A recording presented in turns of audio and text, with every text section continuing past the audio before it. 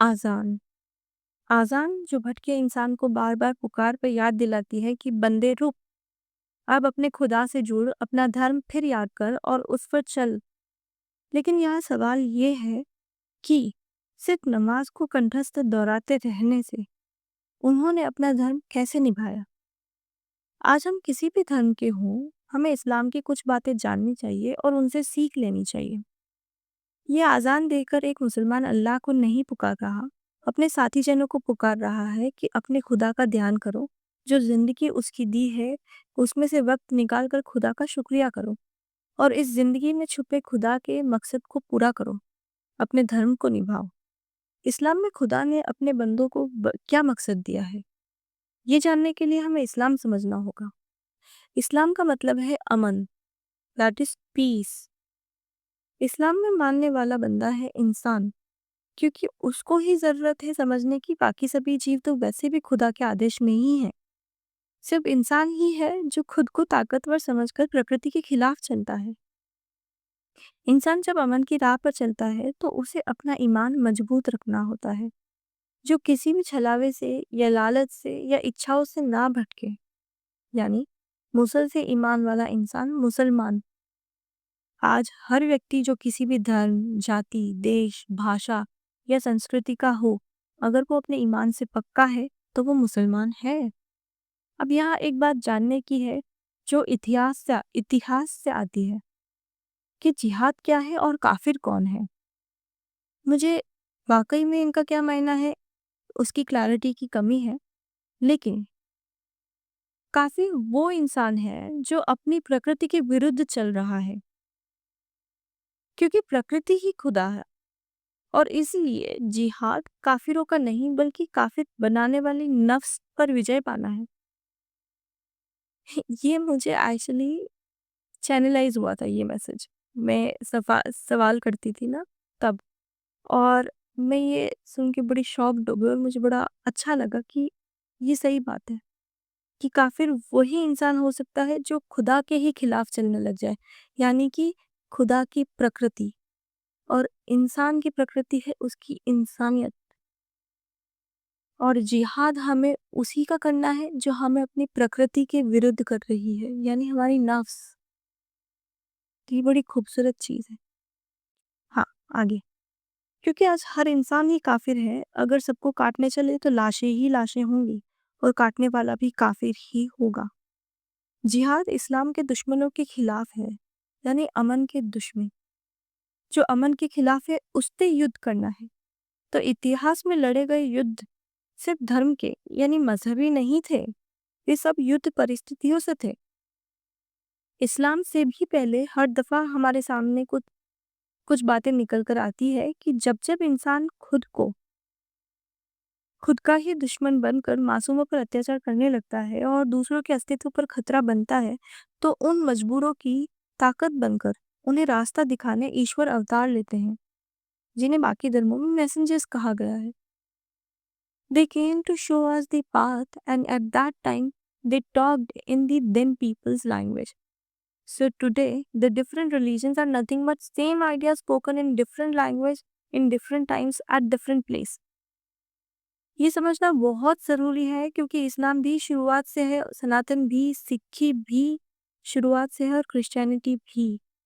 लेकिन इन धर्मों में जब मैसेंजर्स ने गाइडेंस दी, तब उन्होंने जो सीख दी वे सब कंटिन्यूटी में है, जो एक दूसरे को पूरा करती है, ना कि काटती है। आज हम जो जानते हैं वो अधूरा है। यदि हमें अपना धर्म निभाना है या हमें अपने धर्म को समझना ही है, तो हमें बाकी धर्मों को भी स्वीकार कर उनकी सीख लेनी चाहिए। क्रिश्चियनिटी, जुडाइज्म, इस्लाम, सब धर्म जब आए तब वहाँ के लोगों का अस्तित्व, उनका विश्वास, उनकी आत्मा सब अंधकार में थे, जिसे प्रकाश देने मैसेंजर्स आए। युद्ध तो मैसेंजर्स से पहले भी थे, पर एक तरफा। जो वक्त में बलशाली था उसने जुल्म ढाया, तो इस एक तरफा युद्ध को दिशा देने वे आए। किसी ने हमारे लिए तलवार उठाई तो किसी ने हमें तलवार उठाकर अपनी लड़ाई खुद लड़ने की बात कही। किसी ने औरों को बिन तलवार राह दिखाई तो कोई खुद से सूली पर चढ़ गया हमें अपराध मुक्त कर राह दिखाने के लिए। किसी ने अपनी भाषा में ईश्वर को कृष्ण कहा, किसी किसी ने रब, कोई खुदा जाना तो कोई गॉड, पर सबने एक ही बात कही, ईश्वर एक ही है। ये बात उतनी ही सच है जितनी कि ये कि हर धर्म अमन यानी शांति स्थापित करना चाहता है। जो कोई अमन को भंग करे युद्ध उससे है, और अमन को ही इस्लाम कहते हैं। और इस बात को समझने में जो भूल हुई, उससे कई इंसान काफिर बन गए। वो नहीं जो मारे गए थे, बल्कि वो जिन्होंने इस बात को समझे बिना तलवार चलाकर मासूमों को मौत दी।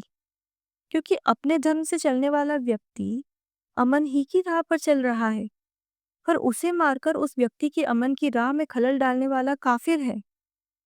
यहाँ इस्लाम पर बात इसलिए ज्यादा है क्योंकि इस धर्म के उपासक अपने ही धर्म से दूर हो गए हैं। लेकिन क्रिश्चियनिटी पर यह बात लागू नहीं है, क्योंकि क्रिश्चियनिटी के प्रोपेगेटर्स हमेशा से ही रिलीजन के कमर्शलाइजेशन में बिलीव करते हैं, और उनके इस बिलीव ही से वे लोग कन्वर्जन कर रहे हैं। क्योंकि ये हम सब जानते हैं कि कन्वर्जन से किसी व्यक्ति के धर्म, नाम, जाति या पद्धति में परिवर्तन कर सकता है, लेकिन किसी की आस्था में नहीं। तो यहाँ कोई भूल है ही नहीं, यहाँ तो स्ट्रैटेजाइज्ड एजेंडा है। इसलिए यहाँ क्रिश्चियनिटी की बात नहीं कर रहे हैं। लेकिन इस्लाम में कन्वर्जन कमर्शलाइजेशन से नहीं हो रहा है, भूल से हो रहा है। जब पहले किसी को इस्लाम में कन्वर्ट किया किया गया था, तो वो किसी और वजह से थे, लेकिन लोग वो वजह भूल गए। क्यों? क्योंकि आज जो कन्वर्ट्स हैं वे इस्लाम के बारे में कुछ जानते ही नहीं हैं, और आज ज़्यादा तादाद में वे ही लोग हैं जो फोर्सफुली कन्वर्ट किए गए थे, तलवार की नोक पर। तो यहाँ दिल से तो किसी ने इस धर्म को अपनाया ही नहीं, ना ही कोई इस्लाम के बारे में इतिहास से सब जानते हैं। वे सब तो बस बताई गई बातों को ही दोहरा रहे हैं, और रटने पर तोता भी बोलना जान जाता है, और वो दिल से उस बात को नहीं जुड़ता। ये फर्क आज संसार में लोगों में नफरत पैदा कर रही है, और बस काफिरों की फौज खड़ी कर रही है। क्यों? क्योंकि आज जंग बस कुछ लोगों के बिजनेस और उनकी सत्ता को बनाए रखने के लिए ही है। अब पहले जो कन्वर्जेंस थे वो धर्म परिवर्तन नहीं थे। इसीलिए इंग्लिश एक बहुत कमर्शलाइज्ड और लिमिटेड लैंग्वेज है, क्योंकि ये अर्थ का अनर्थ कर देती है। कन्वर्जन्स इस्लाम का हिस्सा नहीं था। यहाँ तो राह में जुड़ने की, साथ चलने की एक मकसद की बात की गई थी। इस्लाम यानी अमन, तो यहाँ अमन चाहने वाले साथ आए। उनका स्वागत एक विशेष प्रकार से किया गया, ताकि जो भी इस्लाम यानी अमन को चाहने वाले लोग हैं, वे ये जान जाए कि आने वाले व्यक्ति भी हमारी ही तरह अमन की राह पर है और हमारा साथी है, और उसे अपने मकसद में शामिल कर दें, उसे अपना ही मान ले। और ये तब बहुत ज़रूरी था। क्यों? क्योंकि आज की बनिस्बत तब लोगों की तादाद काफ़ी कम थी। तब लोग कबीलों में रहते थे, और स्कार्सिटी ऑफ रिसोर्सेज की वजह से एक कांस्टेंट स्ट्रगल कबीलों के बीच चलता रहता था। क्योंकि तब एक सेटल्ड सिविलाइज्ड लाइफ उस रीजन में नहीं आई थी, और इसीलिए एक कांस्टेंट सर्वाइवल स्ट्रगल चलता रहता था, जहाँ अपने बैटल्स में एक कबीले वाले दूसरे कबीलों पर सिर्फ वार नहीं करते थे, बल्कि उनके रिसोर्सेज भी अपने हक करना चाहते थे। और बच्चे और औरतें तब एक बहुत इंपॉर्टेंट रिसोर्स की तरह देखे जाते थे, क्योंकि इन्हीं से एक कबीले की पीढ़ी देखी जाती है, जो किसी भी कबीले की फ्यूचर स्ट्रेंथ को दिखाता है। इसीलिए तब हर जगह जहाँ ऐसी परिस्थितियां थी, और स्ट्रगल ऑफ सर्वाइवल, वहाँ औरतों और बच्चों को एक ऐसे इंपॉर्टेंट रिसोर्स की तरह देखा जाता था जिन्हें प्रोटेक्शन की सबसे ज्यादा नीड थी। इसीलिए एक मर्द को इजाजत थी कि वो कबीले के नियमों के अनुसार एक से ज्यादा शादियां कर सकता है। एक उसकी जायज पत्नी, जिसे पत्नी के सारे अधिकार